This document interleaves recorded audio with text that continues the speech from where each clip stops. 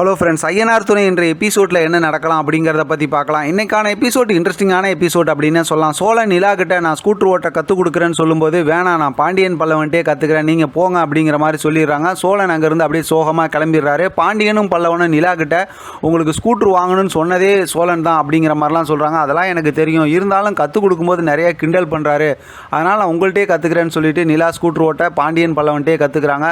சோழன் வந்து பார்த்தோம் அப்படின்னா அவர் கார் ஓட்டுற அந்த ஸ்டாண்ட் இருக்குல்ல, அந்த ஆஃபீஸ்க்கு போகிறாரு. அங்கே போனால் இவருக்கு பதிலாக மற்றவங்கலாம் கார் ஓட்டுறாங்க. அதுக்கு சம்மந்தமாக ஆஃபீஸில் போய் கேட்கும்போது, உங்கள்கிட்ட தான் லைசன்ஸ் இல்லையே, ஒரு மாதம் உங்களுக்கு லைசன்ஸ் இல்லைங்கிற மாதிரி அந்த விஷயம் சொல்கிறாங்க. அப்போ அவங்க ஓனர் வரும்போது கொஞ்சம் அதாவது சோழனை கண்டுக்காத மாதிரி தான் இருக்கார். அதுக்கப்புறம் அந்த விஷயத்தெல்லாம் பேசினதுக்கப்புறம் உன்ட்ட லைசன்ஸ் இல்லை, அதனால் நீ கொஞ்சம் ரெஸ்ட் எடு அப்படிங்கிற மாதிரி அவங்க ஓனரும் சொல்லிடுறாங்க. இப்போ சோழன் வந்து ரொம்ப சோகமாக வீட்டுக்கு கிளம்புறாரு. இங்கே வீட்டில் பார்த்தோம் அப்படின்னா எல்லாரும் உட்காந்து சாப்பிட்டுட்டு இருக்காங்க. அப்போ நிலா வந்து சோழன் இன்னும் வரலையான்னு கேட்கும்போது, இந்த வந்துடுறேன்னு சொன்னாங்கன்னு சொல்லி ஷேரன்னு சொல்கிறாங்க. இப்போ வெளியில் வந்து நின்று பார்க்குறாங்க, இவங்கெல்லாம் சிரித்து பேசி சாப்பிட்டுக்கிட்டு தான் இருக்காங்க. அதனால் பார்த்தா சோழன் அப்படியே ரொம்ப கவலையாக இருக்கார்.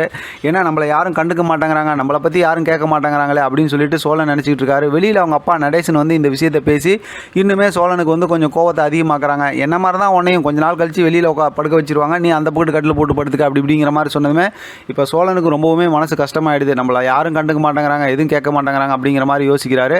அடுத்து பார்த்தா சாராய கடையில் போய் உட்காந்து சாராயம் குடிக்கிறாரு. இப்போ பார்த்தா அவரோட கார் ஓட்டுற அந்த ஓனர் இருக்கார்ல, அவர் கூட தான் உட்காந்து குடிக்கிறாரு. இன்றைக்கான எபிசோடில் சாராயம் குடிக்கும்போது பார்த்தோம் அப்படின்னா, இந்த மாதிரி என்னை கண்டுக்க மாட்டேங்கிறாங்க அப்படி இப்படிங்கிற கதையை சொன்னது மட்டும் இல்லாமல் ஆரம்பத்தில் எப்படி சோழனுக்கும் நிலாவுக்கும் கல்யாணம் நடந்துச்சு அப்படிங்கிற வரைக்கும் எல்லாத்தையும் சொல்லிடுறாரு. நீங்கள் அவங்க வீட்டுக்கு சவாரி அனுப்புனீங்க, அப்புறம் இப்படி நடந்துச்சு அப்படி நடந்துச்சு, நீங்கள் எல்லாமே ஃப்ளாஷ்பேக் அப்படியே ஒன்று விடாமல் மறுபடியும் இன்னொருத்தர அந்த கதையை பார்த்த மாதிரி சொல்லிடுறாரு.